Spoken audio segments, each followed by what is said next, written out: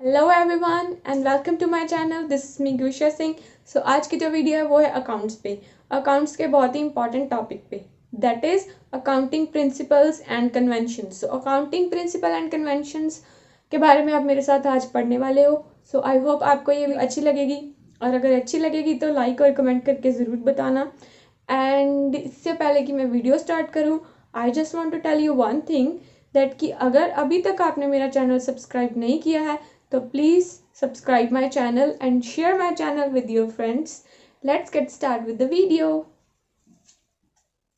So इस video में आप मेरे साथ पढ़ोगे अकाउंटिंग प्रिंसिपल्स के बारे में, अकाउंटिंग प्रिंसिपल्स, अकाउंटिंग कंसेप्ट और कन्वेंशंस। ठीक है, सो अकाउंटिंग कंसेप्ट और कन्वेंशंस हम इस पार्ट में वीडियो के कवर करेंगे। इसमें हम लोग कवर करेंगे तीन कंसेप्ट्स, गोइंग कंसर्न, कंसिस्टेंसी और एक्रूअल। तो फर्स्ट है going concern concept. So going concern concept में क्या होता है कि इसमें ये अज्यूम किया जाता है कि जो आपका बिजनेस है वो काफी लंबे समय तक चलने वाला है। ठीक है, in this concept business will continue और exist for a long period of time. इसमें ये अज्यूम करके चलते हैं कि जो आपका बिजनेस है वो काफी लंबे समय तक चलने वाला है। ठीक है, सो नेक्स्ट इसमें है कि अंडर दिस, इसके अंडर और क्या क्या चीजें आती हैं। True picture of profitability, valuation of assets and liabilities should be realistic.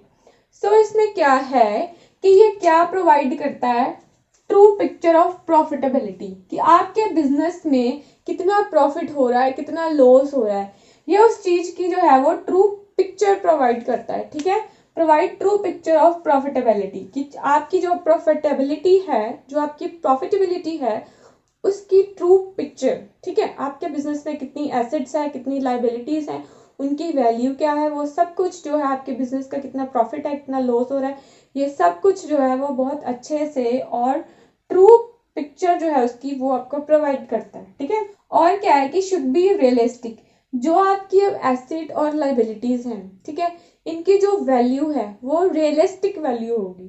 ठीक है, तो इसमें इतना ही है। नेक्स्ट है इम्प्लीकेशन। सो अब इम्प्लीकेशंस में क्या है, assets classified as current assets और नॉन करंट एसेट्स। तो एसेट्स को कैसे क्लासिफाइड करते हैं इसके अंदर, करंट एसेट्स या फिर नॉन करंट एसेट्स। लायबिलिटीज को कैसे आप क्लासिफाइड करोगे, जैसे एसेट को किया था वैसे लायबिलिटी को करेंगे, करंट लायबिलिटीज और नॉन करंट लायबिलिटीज। सो वो एनसीएल नॉन करंट लायबिलिटी है और एनसीए मतलब नॉन करंट एसेट्स। ठीक है, asset of the business are shown at the book value.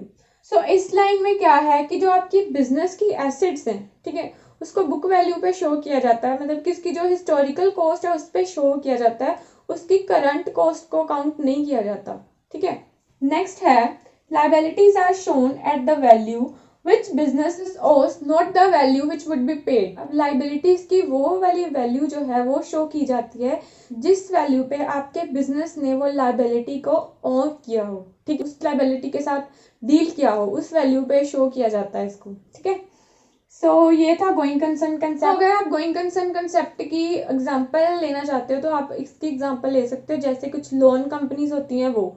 ठीक है, अब लोन कंपनीज इसकी एग्जांपल्स कैसे हैं, बैंक भी हो सकते हैं इसकी एग्जांपल। लोन कंपनीज की एग्जांपल ऐसे है कि जो आप कंपनी आपको लोन प्रोवाइड कर रही है, ठीक है, वो आपको बिजनेस, आपके बिजनेस के लिए जो कंपनी आपको बिजनेस के लिए लोन प्रोवाइड करेगी, अब उसको ये तो पता नहीं है कि आपका बिजनेस जो है वो कितनी देर तक एग्जिस्ट करेगा, कितनी देर तक नहीं करेगा। ठीक है, काफी लंबे समय तक चलने वाला है या नहीं है, लेकिन जो लोन है वो काफी लंबे समय तक लिए जाते हैं। ठीक है, उनकी जो इंस्टॉलमेंट्स होती है वो काफी लंबे समय तक चलती रहती है और हम लोग जो है वो पे करते रहते हैं, मतलब बिजनेसमैन जो है वो पे करता रहता है।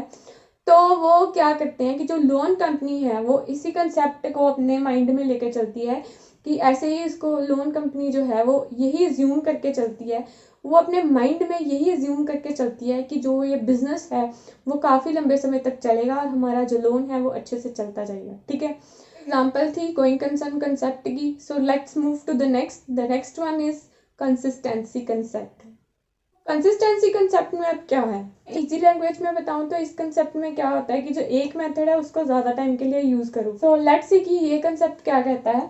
In practice, several different methods of calculations or recording of same events in the accounts.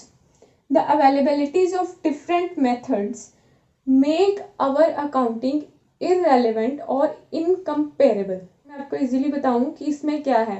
आपके बिजनेस में एक नेचर के कोई 2 या 3 इवेंट्स जो हैं वो हुए हैं, ठीक है। आपने एक इवेंट में कोई और मेथड यूज कर लिया है, दूसरे में कोई और कर लिया है, तीसरे में कोई और कर लिया है, ठीक है। आपने इन 3 इवेंट्स को जो है वो डिफरेंट डिफरेंट मेथड्स के साथ जो है वो रिकॉर्ड कर लिया है, ठीक है। अब ये मेथड क्या कहता है कि जो आपने अलग अलग डिफरेंट मेथड्स जो हैं, जो आपने डिफरेंट मेथड्स, जो अलग अलग मेथड्स अपने इन 3 इवेंट्स में जो लगाए हैं, वो क्या है, वो आपको क्या इंफॉर्मेशन प्रोवाइड करेगा, क्या वो आपको रेलेवेंट इंफॉर्मेशन प्रोवाइड करेगा। ये कंसेप्ट कहता है कि नो, वो आपको रेलेवेंट इंफॉर्मेशन प्रोवाइड नहीं करेगा, वो आपको इरेलेवेंट इंफॉर्मेशन प्रोवाइड करेगा। और तीनों में डिफरेंट डिफरेंट मेथड यूज करने से आपको एक और लॉस हो जाएगा। आपको क्या होगा कि आपका जो डाटा है वो कंपेयर करने लायक नहीं रहेगा, वो इनकम्पेरेबल हो जाएगा, ठीक है। आपने तीनों में अलग अलग मेथड यूज कर दिए, तो आप तीनों के अलग मेथड्स की वजह से इन तीनों को जब आप कंपेयर करोगे तो आपके पास जो इंफॉर्मेशन आएगी वो इतनी यूजफुल नहीं होगी, ठीक है। सो इसमें ऑल एंड ऑल यही है कि आप एक मेथड का यूज करो। आपको कंपैरेटिबिलिटी चाहिए, अपने अपने बिजनेस को कंपेयर करना है, ठीक है। हमारा एक फाइनेंशियल ईयर होता है या फाइनेंशियल पीरियड होता है, उसके अकॉर्डिंगली हम अपने करंट फाइनेंशियल पीरियड के साथ, मतलब करंट फाइनेंशियल ईयर की जो हमारी बैलेंस शीट होती है उसको हम अपने लास्ट वाले फाइनेंशियल ईयर के साथ कंपेयर करते हैं, ताकि हमें पता चले कि हमारे बिजनेस को कितना लॉस हुआ है, कितना प्रॉफिट हुआ है, ठीक है। सो उस चीज़ के लिए हमने कौन सा मेथड यूज़ किया होता है कि मतलब बैलेंस शीट जो है वो ऐसे बनानी है, ऐसे ही बनानी है, उसमें एक मेथड हमने जो है वो यूज़ किया होता है, ठीक है। तो अगर हम इसमें डिफरेंट डिफरेंट मेथड्स लगा देंगे तो हमारा जो अकाउंट, जो हमारी इंफॉर्मेशन है वो इतनी रेलिवेंट नहीं रहेगी, हमें जो इतनी जो उनको कंपेयर करके हमारे पास जो रिजल्ट आएगा वो इतना अच्छा नहीं होगा। तो ये कंसेप्ट क्या कहता है कि आप एक ही मेथड को फॉलो करो, कि अगर आप एक मेथड को फॉलो करो तो उसी को फॉलो करो। जैसे कि इसमें मेथड्स होते हैं, इसमें ये होता है अकाउंट्स में। जैसे मेनली आप एक दो मेथड्स में आपको बताती हूँ, जैसे लीफो होता है, फीफो होता है। LIFO LIFO means last in first out, और FIFO which means first in first out, ठीक है। सो ये दोनों मेथड्स, एक होता है वेटेड एवरेज, ओके। ये तीनों मेथड्स में से आप जो भी मेथड यूज कर रहे हो उसी को यूज करो नेक्स्ट टाइम भी, ठीक है। आप इनमें से जो भी मेथड एक इवेंट के लिए यूज कर रहे हो, अगर उसी नेचर का कोई दूसरा इवेंट आपके बिजनेस में अराइज होता है तो आप वही वाला मेथड जो है वो उस इवेंट पे भी अडॉप्ट करो, उस इवेंट पे भी अप्लाई करो, ठीक है। वो आपकी जो इन्फॉर्मेशन है, जो आपकी कंपैरेटिबिलिटी है वो बिल्कुल सही तरीके से हो जाएगी, ठीक है। सो कंसिस्टेंसी कंसेप्ट में नेक्स्ट क्या है, जैसे मैंने आपको बताया कि इस कंसेप्ट में आपको ये कंसेप्ट, जैसे मैंने आपको बताया कि ये कंसेप्ट क्या कहता है कि एक ही मेथड को अडॉप्ट करो, उसी को यूज करो, ठीक है। ऑन द अदर हैंड, ठीक है, अभी काफी सारी सिचुएशंस ऐसी होती हैं कि उसमें आप एक जो मेथड है उसको यूज नहीं कर सकते हो, ठीक है। इसमें क्या है next, assumptions does not mean once a particular method has been adopted it can never be changed, ठीक है। सो इस assumption का मतलब ये भी नहीं है कि आपने अगर एक मेथड को अडॉप्ट कर लिया है तो आप उसको चेंज नहीं कर सकते हो, आप उसको चेंज कर सकते हो। कब? And accounting policies can be change if the change is required. अगर कहीं पर आपको लगता है कि चेंजेस जो है वो रिक्वायर्ड है, मतलब चेंज करना चाहिए, ठीक है।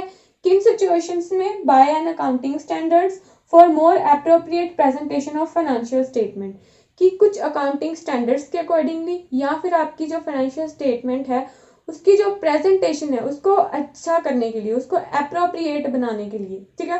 तो फिर आप वो जो मेथड है, फिर आपने जो वो मेथड पहले यूज करा था उसकी जगह पे आप दूसरा मेथड जो है वो अडॉप्ट कर सकते हो, ठीक है। इसमें कुछ ऐसा भी नहीं है कि जो आपने एक बार यूज कर लिया उसको चेंज नहीं कर सकते हो। अगर आपके बिजनेस को चेंज की रिक्वायरमेंट है, ठीक है, चेंज मांग रहा है आपका मेथड, आपका बिजनेस चेंज मांग रहा है थोड़ा सा, तो आप उसको चेंज कर सकते हो, ठीक है। सो ये था consistency concept. So let's move to the next, the last, that is accrual concept. तो इसमें क्या है कि अगर मैं आपको इजीली बताऊं तो इसमें ये होता है कि जब भी आपके बिजनेस में कोई रेवेन्यू राइज हुई है, कुछ इनकम हुई है, आप उसी टाइम उसी इनकम को अपनी बुक्स ऑफ अकाउंट्स में जो है वो रिकॉर्ड कर लो। जो एक्सपेंस अराइज हुआ है उसको लिख लो। जब भी वो हुआ है, जिस ईयर में हुआ है, जिस दिन हुआ, उसी टाइम आप उसको उसी ही टाइम आप उसको रिकॉर्ड कर लो। ठीक है, so let's see income revenue recorded when the sales are made. ठीक है, जब भी आपके बिजनेस में कुछ सेल हुई है, कुछ प्रॉफिट हुआ है, कुछ इनकम हुआ है, तो कुछ रेवेन्यू जनरेट हुई है, आप उसको लिख लो। ठीक है, at the time of sale does not matter the cash is received और not, same in the case of expenses record in the same year. ठीक है, सो क्या होता है कि इसमें क्या है कि जब भी आपकी जो सेल हुई है, आपके बिजनेस में रेवेन्यू अराइज, जब भी रेवेन्यू अराइज हुई है, इनकम हुई है, आपको चाहे वो इनकम रिसीव हुई है, चाहे वो इनकम रिसीव नहीं हुई है अभी तक, लेकिन जब भी वो सेल जो है वो मेड होगी, आपको रेवेन्यू अराइज होगी, आप उसी टाइम अपनी बुक्स में रिकॉर्ड कर लो। ठीक है, उसको पेंडिंग मत छोड़ो, और जो एक्सपेंसेस है उसके साथ भी सेम ही करो, उसको सेम ईयर में रिकॉर्ड कर लो। क्या होता है कि अगर आप उसको रिकॉर्ड, क्यों ऐसे क्यों कहते हैं, ये जो कंसेप्ट है वो ऐसा क्यों कहता है, वो इसलिए कहता है कि अगर आप उस चीज को उसी दिन, अगर आप उस ट्रांजैक्शन को उसी दिन रिकॉर्ड कर लोगे तो आपके लिए बेटर है। कि हमारे बिजनेस में क्या होता है कि हमने जो अपनी फाइनेंशियल स्टेटमेंट बनानी होती है, ठीक है, उसको हमने लास्ट ईयर की फाइनेंशियल स्टेटमेंट के साथ कंपेयर करना होता है। ठीक है, इन केस कि आपका जो एक्सपेंस है, ठीक है, जो आपका एक्सपेंस है वो आपको, या फिर आपकी जो इनकम है या एक्सपेंस है वो अराइज हुआ था लास्ट ईयर में, ठीक है, लेकिन आपने उसको नोट नहीं किया जब आपको वो इनकम रिसीव हुई है, जब आपने वो एक्सपेंस पेड करा है, आपने उस टाइम पे उसको रिकॉर्ड कर दिया है, और वो इनकम और वो एक्सपेंस आपने नेक्स्ट फाइनेंशियल ईयर में रिकॉर्ड कर दिया है जो आपका करंट है उसमें।